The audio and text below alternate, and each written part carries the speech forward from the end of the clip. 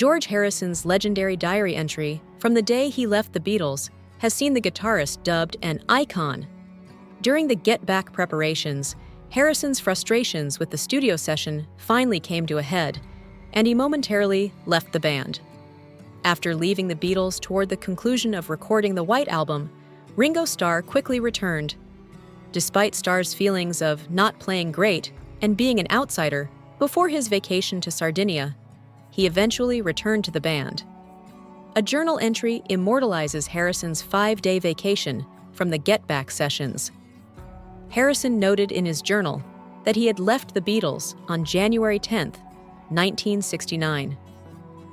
Got up, went to Twickenham, the complete entry says, practiced till midday, then parted ways with the Beatles and headed home.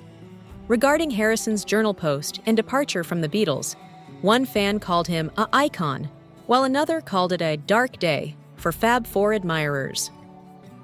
On a Reddit post, admirers who knew the Something and All Things Must Pass songwriter well praised Harrison for his relatively unflappable attitude about the Beatles. I recall his son, Donnie, recounting a tale of how, at the age of 6, he was dragged home from school by bullies who, in a cruel display of taunting, were singing Yellow Submarine. An anonymous user reported this incident. Still reeling from the events, Danny confronted George at home, asking, "Dad, why did you never tell me you were a member of the Beatles?"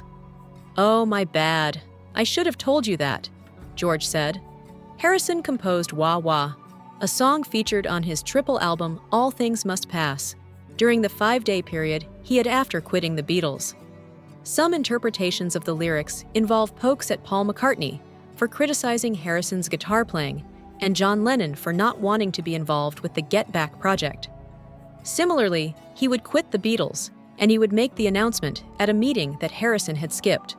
Wah Wah was the opening number of Harrison's concert for Bangladesh performance, and it was also the first time he performed live as a solo artist.